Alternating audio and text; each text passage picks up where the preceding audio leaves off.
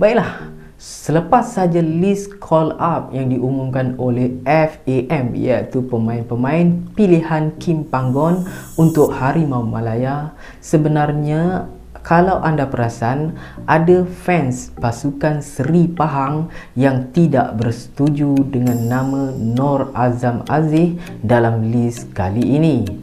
So, semuanya gara-gara performan Azam Aziz agak down lah kan, sejak akhir-akhir ini dengan pasukan Seri Pahang. Nak dijadikan cerita, perlawanan menentang Thailand tempoh hari, Azam Aziz hampir-hampir buat satu Malaysia down.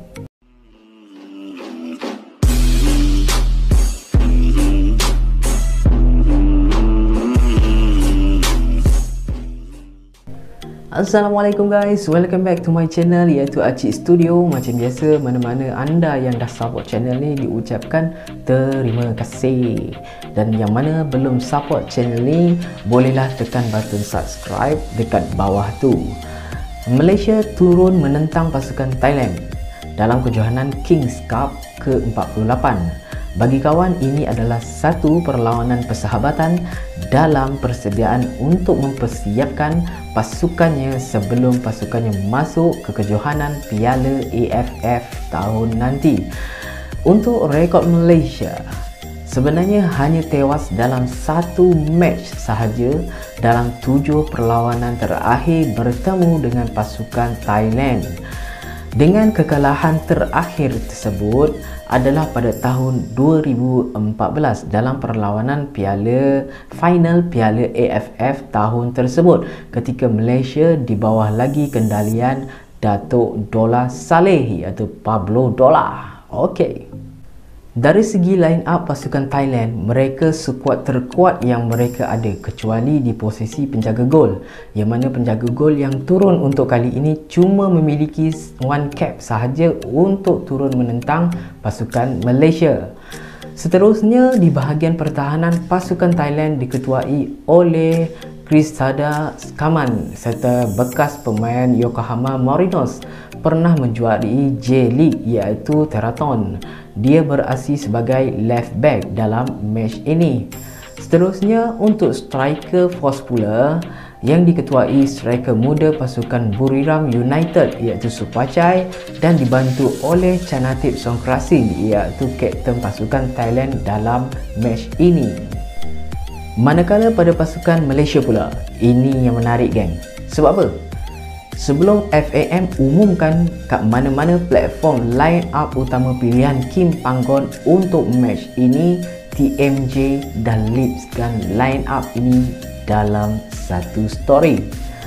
Sebab itulah fan-fan JDT tak payah meroyan kalau kata TMJ ni sebenarnya turut memainkan peranan untuk skuad Harimau Malaya. Kawan cuma mention peranan saja korang jangan cut video ni untuk buat panas pula kan. So, macam yang kawan dah mention dalam video review call up Kim Panggon ni, sebenarnya Kim Panggon tak banyak option untuk gantikan ketiadaan Syamil Kutiaba yang injured selaku center defensive midfielder dalam call up kali ini. Dan di atas faktor itulah kawan rasa kenapa Kim Panggon switch taktikal dari 4-3-3 kepada alternatif 3-4-3. Untuk rekod, Malaysia pernah menggunakan formasi yang sama pada kelayakan Piala Asia pada bulan Jun yang lalu waktu Malaysia turun menentang pasukan Bahrain. Dan untuk turun menentang pasukan Thailand kali ini, pilihan back 3 oleh Kim Panggon adalah di bahagian kiri Kuzaimi PE seperti yang dijangka video yang lepas, Dion Kool di tengah dan Matt Davis di bahagian kanan. Bagi kawan, ketiga orang back 3 yang beraksi pada malam tempoh hari cukup super. Seolah-olah dah ada chemistry antara satu sama lain. Seterusnya di bahagian midfield pula, Brandon Gunn digandingkan bersama dengan bakal player baru Selangor season depan iaitu Azam Aziz. Bagi kawan, dua pemain ini bermain dengan sistem yang sama pada formasi 3-4-3 iaitu double 8 di tengah. ataupun kedua-duanya beraksi selaku box to box dengan ketiadaan center defensive midfielder, maka kedua-duanya harus komit dalam menyerang dan juga bertahan.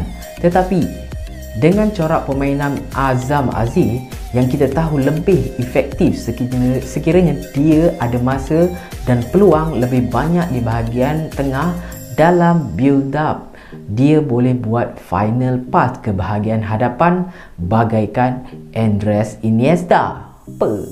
Itulah sebab kenapa kita nampak Brandon Gunn ini lebih seolah-olah terpaksa lebih ke bahagian belakang sedikit daripada Azam Aziz.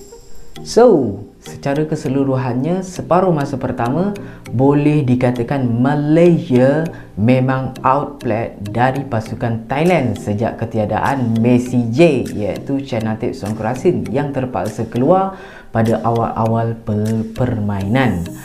Cuma faktor padang yang agak becak atau lebih basah menyebabkan short pass pasukan Malaysia ini sedikit terganggu.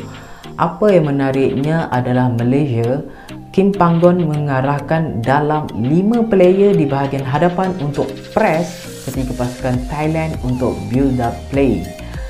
Inilah sebenarnya yang menyebabkan pemain pasukan Thailand terpaksa melakukan kesilapan ataupun melakukan hantaran-hantaran yang meliar.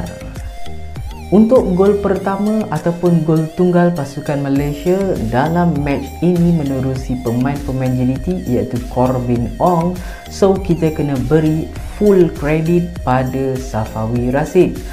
Sebabnya larian dari blank side dari pasukan Thailand serta swing crossing daripada Safawi Rashid yang berjaya menemui Corbin Ong membuatkan gol ini cukup sempurna untuk kita tonton.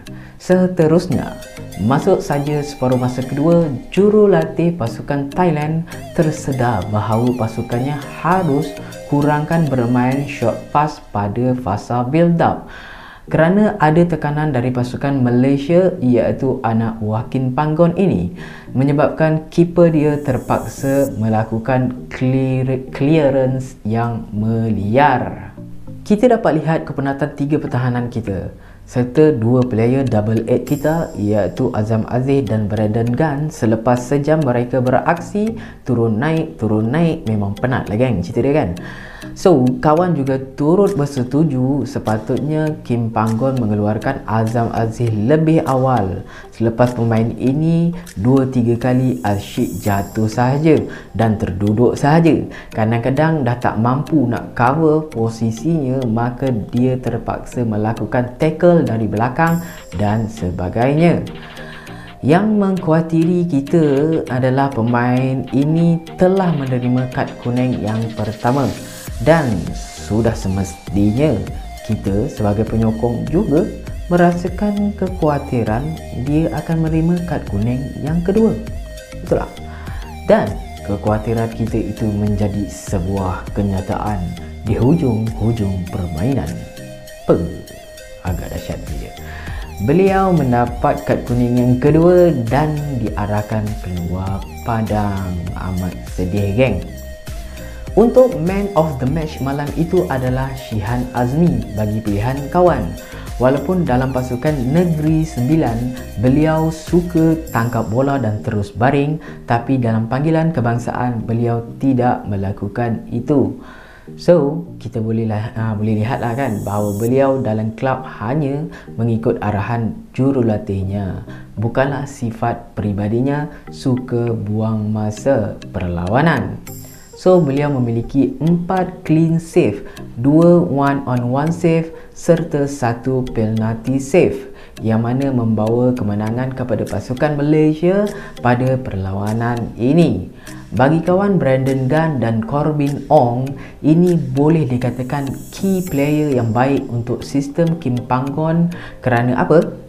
Mereka berdua boleh ganti posisi-posisi yang ditinggalkan oleh pemain yang dikeluarkan.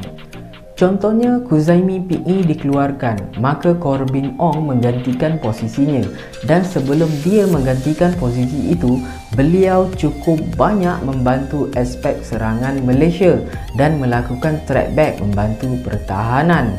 Brandon Gunn pula berjaya melakukan tugasan deep liner membantu tiga jentera pertahanan iaitu Dion Cole, Matt Davis dan juga Kuzaimi PE, walaupun beliau bukanlah pure defensive midfielder. Okey gang, itu saja untuk video kali ini. Apapun kawan nak ucapkan tahniah juga buat pasukan kebangsaan kerana berjaya ke final Kings Cup ke-48 ini. Apa pendapat anda untuk perlawanan Thailand versus Malaysia ini? Kongsikan pendapat anda di ruangan komen. Terima kasih juga kepada anda yang telah menonton video ini hingga ke saat ini. Jangan lupa untuk like, share dan subscribe agar kawan lebih bersemangat nak hasilkan konten-konten yang lebih baik. Baiklah, kita jumpa lagi pada video yang akan datang. Wabillahi taufiq wal hidayah. Wassalamualaikum warahmatullahi taala wabarakatuh.